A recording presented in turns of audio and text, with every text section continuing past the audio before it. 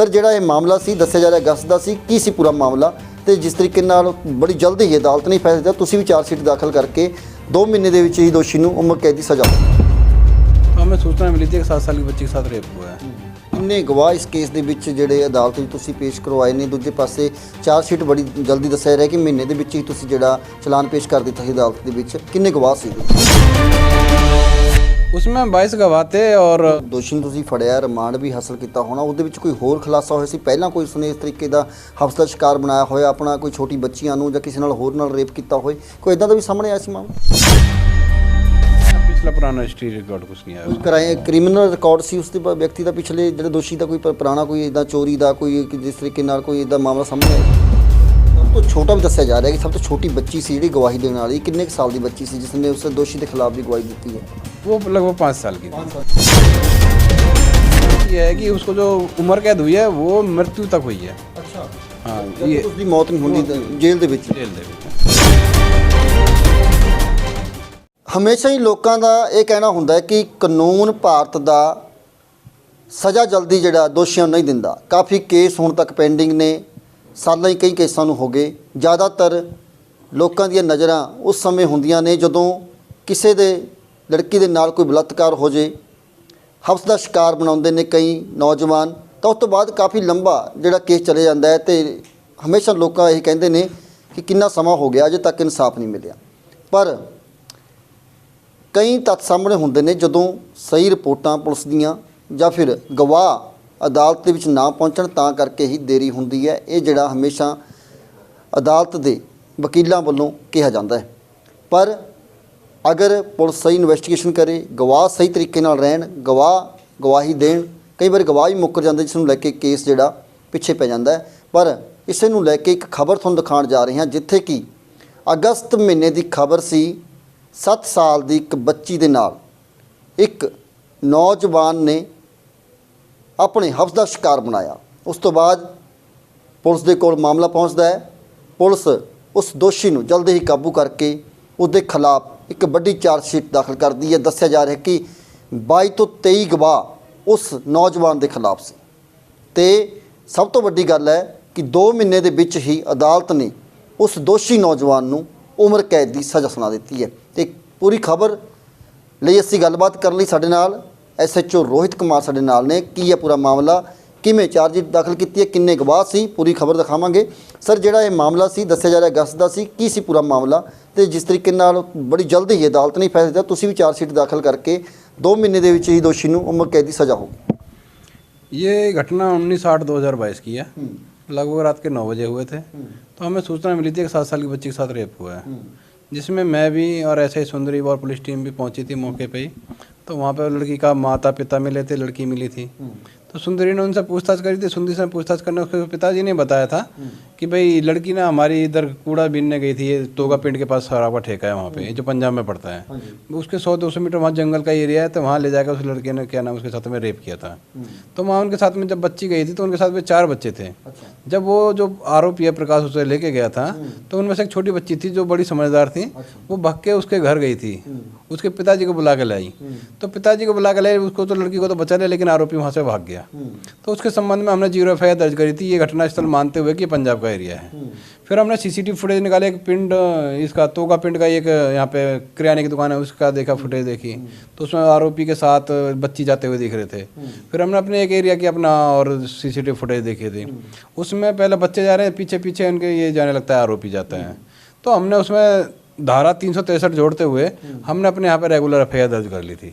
ਅੱਛਾ ਸਰ, ਕਿੰਨੇ ਗਵਾਹ ਇਸ ਕੇਸ ਦੇ ਵਿੱਚ ਜਿਹੜੇ ਅਦਾਲਤ ਵਿੱਚ ਤੁਸੀਂ ਪੇਸ਼ ਕਰਵਾਏ ਨੇ? ਦੂਜੇ ਪਾਸੇ ਚਾਰਜਸ਼ੀਟ ਬੜੀ ਜਲਦੀ ਦੱਸਿਆ ਰਿਹਾ ਕਿ ਮਹੀਨੇ ਦੇ ਵਿੱਚ ਹੀ ਤੁਸੀਂ ਜਿਹੜਾ ਚਲਾਨ ਪੇਸ਼ ਕਰ ਦਿੱਤਾ ਸੀ ਅਦਾਲਤ ਦੇ ਵਿੱਚ, ਕਿੰਨੇ ਗਵਾਹ ਸੀ ਇਹਦੇ? उसमें 22 गवाह थे और जैसे लड़की फिर पहले हम ट्रीटमेंट के लिए 16 हॉस्पिटल ले गए थे, उन्होंने फर्दर ट्रीटमेंट के लिए PGI रेफ़र कर दी थी। वो लगभग 1-1.5 महीना वहाँ पे ट्रीटमेंट कर रही है, अभी भी शायद उसकी एक सर्जरी बाकी रह रही है। तो हमने जैसे भी लड़के को अरेस्ट किया था तो जो जिस दिन रेप वाले दिन लड़के ने वो कपड़े पहने हुए थे, वो रेप वाले कपड़े हमें पहने हुए मिल गया था, जिस पे ब्लड हमें मिल गया था, साइंटिफिक एविडेंस हमारी कलेक्ट हो गई थी और घटनास्थल के साक्षी मिल गए थे। तो हमारी एविडेंस में काफ़ी मजबूत थी और जो कोर्ट पैरवी के लिए एसआई मोहन और एसआई सुंदरी दोनों लगे हुए थे। ਅੱਛਾ ਸਰ, ਜਦੋਂ ਦੋਸ਼ੀ ਨੂੰ ਤੁਸੀਂ ਫੜਿਆ, ਰਿਮਾਂਡ ਵੀ ਹਾਸਲ ਕੀਤਾ ਹੋਣਾ, ਉਹਦੇ ਵਿੱਚ ਕੋਈ ਹੋਰ ਖੁਲਾਸਾ ਹੋਇਆ ਸੀ? ਪਹਿਲਾਂ ਕੋਈ ਉਸਨੇ ਇਸ ਤਰੀਕੇ ਦਾ ਹਵਸ ਦਾ ਸ਼ਿਕਾਰ ਬਣਾਇਆ ਹੋਇਆ ਆਪਣਾ, ਕੋਈ ਛੋਟੀ ਬੱਚੀਆਂ ਨੂੰ ਜਾਂ ਕਿਸੇ ਨਾਲ ਹੋਰ ਨਾਲ ਰੇਪ ਕੀਤਾ ਹੋਏ, ਕੋਈ ਇਦਾਂ ਦਾ ਵੀ ਸਾਹਮਣੇ ਆਇਆ ਸੀ ਮਾਮਲਾ? ना पिछला पुराना हिस्ट्री रिकॉर्ड कुछ नहीं आया। ਕੋਈ ਕ੍ਰਿਮੀਨਲ ਰਿਕਾਰਡ ਸੀ ਉਸ ਦੇ ਵਿਅਕਤੀ ਦਾ, ਪਿਛਲੇ ਜਿਹੜੇ ਦੋਸ਼ੀ ਦਾ ਕੋਈ ਪੁਰਾਣਾ ਕੋਈ ਇਦਾਂ ਚੋਰੀ ਦਾ ਕੋਈ ਜਿਸ ਤਰੀਕੇ ਨਾਲ ਕੋਈ ਇਦਾਂ ਮਾਮਲਾ ਸਾਹਮਣੇ ਆਇਆ ਤੁਹਾਡੇ? एक छोटा मोटा केस था शराब का उसका। ਅੱਛਾ ਸਰ, ਜਿਸ ਤਰੀਕੇ ਨਾਲ ਤੁਸੀਂ ਬੜੀ ਛੇਤੀ ਇਨਵੈਸਟੀਗੇਸ਼ਨ ਕੀਤੀ ਹੈ, ਹਮੇਸ਼ਾ ਲੋਕ ਇਹ ਕਹਿੰਦੇ ਨੇ ਕਿ ਅਦਾਲਤਾਂ ਬੜੀ ਦੇਰ ਦੇ ਵਿੱਚ ਇਨਸਾਫ ਦਿੰਦੀਆਂ ਨੇ, ਪਰ ਲੱਗਦਾ ਕਿ ਪੁਲਿਸ ਦਾ ਵੀ ਅਹਿਮ ਰੋਲ ਹੁੰਦਾ ਕਿ ਅਗਰ ਸਹੀ ਤਰੀਕੇ ਦੇ ਨਾਲ ਇਨਵੈਸਟੀਗੇਸ਼ਨ ਕਰੇ, ਦੂਜੇ ਪਾਸੇ ਜੇ ਗੱਲ ਕਰੀਏ ਗਵਾਹਾਂ ਦੇ ਤੌਰ ਤੇ ਪੁਲਿਸ ਨੇ ਸਹੀ ਤਰੀਕੇ ਦੇ ਨਾਲ ਕਾਰਵਾਈ ਕਰੇ ਤਾਂ ਜਲਦੀ ਹੀ ਜਿਹੜਾ ਇਨਸਾਫ ਮਿਲ ਜਾਂਦਾ ਹੈ। हाँ, इसमें कह सकते हैं जो एविडेंस है वो इकट्ठे साक्ष्य हों और जो गवाह हैं वो अपने समय से कोर्ट में पहुंच जाएं, समय से कोई नेक्स्ट डेट ना पड़े, तो जल्दी इसी कारण हमारा 2 महीने भी कंप्लीट नहीं हुए, जिसमें 2 महीने से पहले ये ट्रायल कंप्लीट हो गया। और जो वो क्या नाम है CFSL से हमारा वो फॉरेंसिक रिपोर्ट आनी थी वो भी हमें समय से मिल गई थी। ਜੇ ਸਭ ਤੋਂ ਛੋਟਾ ਵੀ ਦੱਸਿਆ ਜਾ ਰਿਹਾ ਕਿ ਸਭ ਤੋਂ ਛੋਟੀ ਬੱਚੀ ਸੀ ਜਿਹੜੀ ਗਵਾਹੀ ਦੇਣ ਵਾਲੀ, ਕਿੰਨੇ ਕੁ ਸਾਲ ਦੀ ਬੱਚੀ ਸੀ ਜਿਸ ਨੇ ਉਸ ਦੋਸ਼ੀ ਦੇ ਖਿਲਾਫ ਵੀ ਗਵਾਹੀ ਦਿੱਤੀ ਹੈ? वो लगभग 5 साल की थी। 5 साल की बच्ची थी इसमें। और इसमें सबसे बड़ी बात यह है कि उसको जो उम्र कैद हुई है वो मृत्यु तक हुई है। ਅੱਛਾ, हाँ, ये ਉਸ ਦੀ ਮੌਤ ਨਹੀਂ ਹੁੰਦੀ ਜੇਲ੍ਹ ਦੇ ਵਿੱਚ? जेल ਦੇ ਵਿੱਚ।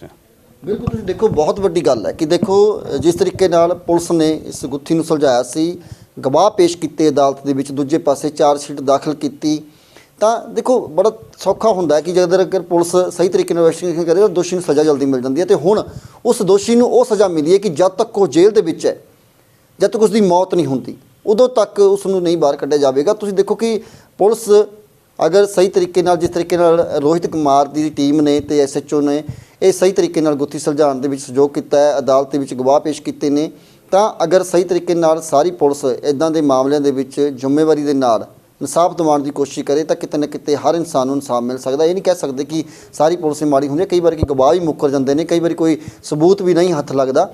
ਪਰ ਅਸੀਂ ਵੀ ਉਮੀਦ ਕਰਦੇ ਹਾਂ ਕਿ ਜਿਸ ਤਰੀਕੇ ਦਾ ਇਹ ਮਾਮਲਾ ਸਾਹਮਣੇ ਨਿਕਲ ਕੇ ਬੜੀ ਜਲਦੀ ਇਨਸਾਫ ਜਿਹੜਾ ਕੋਰਟ ਨੇ ਦਿੱਤਾ ਹੈ, ਤੇ ਹੋਰ ਮਾਮਲਿਆਂ ਦੇ ਵਿੱਚ ਵੀ ਉਮੀਦ ਕਰਦੇ ਹਾਂ ਕੋਰਟ ਇੱਦਾਂ ਦੇ ਜਿਹੜੇ 376 ਦੀ ਜਿਹੜੀ ਮਾਮਲੇ ਹੁੰਦੇ ਨੇ, ਬਲਾਤਕਾਰੀ ਦੇ ਕੇਸ ਨੇ, ਹਵਸ ਦਾ ਸ਼ਿਕਾਰ ਬਣਾ, ਸਭ ਤੋਂ ਵੱਡੀ ਗੱਲ ਹੈ ਕਿ ਛੋਟੀ ਬੱਚੀ 7 ਸਾਲ ਦੀ ਜਿਸ ਨੇ ਜਿਹੜੇ ਨੌਜਵਾਨ 26-27 ਸਾਲ ਦਾ ਦੱਸਿਆ ਜਾ ਰਿਹਾ ਕਿ ਉਸਨੇ ਆਪਣੇ ਹਵਸ ਦਾ ਸ਼ਿਕਾਰ ਬਣਾਇਆ, ਕਿਸ ਤਰੀਕੇ ਨਾਲ ਸੁੰਨਮਸਾਨ ਇਲਾਕੇ ਦੇ ਵਿੱਚ ਉਸ ਛੋਟੀ ਲੜਕੀ ਨੂੰ ਲੈ ਕੇ ਗਿਆ। ਤੇ ਸਰ ਇੱਕ ਗੱਲ ਹੋਰ ਵੀ ਅਸੀਂ ਤੁਹਾਡੇ ਨਾਲ ਕਰਨੀ ਹੈ ਕਿ ਤੁਸੀਂ ਲੋਕਾਂ ਨੂੰ ਕੀ ਮੈਸੇਜ ਦਓਗੇ ਕਿ ਜਿਹੜੇ ਛੋਟੇ ਬੱਚੇ ਨੇ ਆਪਣੇ ਘਰਾਂ ਤੋਂ ਬਾਹਰ ਨਾ ਕੱਢਣ, ਕਿਉਂਕਿ ਇੱਦਾਂ ਦੇ ਲਗਾਤਾਰ ਜਿਹੜੇ ਮਾਮਲੇ ਪੰਜਾਬ ਦੇ ਵਿੱਚ ਵੀ ਆ ਰਹੇ ਨੇ, ਦੂਜੇ ਪਾਸੇ ਚੰਡੀਗੜ੍ਹ ਦਾ ਵੀ ਇਹ ਮਾਮਲਾ ਤੁਹਾਡਾ 2-3 ਮਹੀਨੇ ਪਹਿਲਾਂ ਦਾ ਹੀ ਹੈ, ਕਿ ਤੁਸੀਂ ਲੋਕਾਂ ਨੂੰ ਕੀ ਅਪੀਲ ਕਰੋ? मैं इसी केस में जो ये 4 बच्चे थे, इनमें एक सबसे बड़ी बच्ची केवल 9 साल की थी। अच्छा। ये 7 साल की थी, बाकी एक 3-4 साल का लड़का था और एक ये 5 साल की लड़की थी जो इसमें मेन गवाह बनी, जिसने उसके पिताजी को जाके बताया। मेरा यही संदेश है लोगों के लिए कि वो जो छोटे छोटे बच्चे हैं बिना माता पिता के ना निकलें इस एरिया में। ये डिजर्टेड एरिया है, खाली एरिया पड़ा है यहाँ पे, और ये शराब का ठेका है, कई बार यहाँ पे शराब भी पीने आ जाते हैं। ये जो एरिया पड़ता है ये पंजाब का एरिया पड़ता है। तो वैसे तो हमारी पुलिस की दृष्टि इन अवांछित तत्वों पर रहती है, कई बार कोई हो जाए तो उससे माँ बाप को ध्यान रखना चाहिए कि ये अकेला ਰਹਿਣ ਵਾਲਾ ਕਿੱਥੇ ਦਾ ਸੀ ਦੋਸ਼ੀ ਵਗੈਰਾ? ये यहीं ईडोलस कॉलोनी का ही रहने वाला था।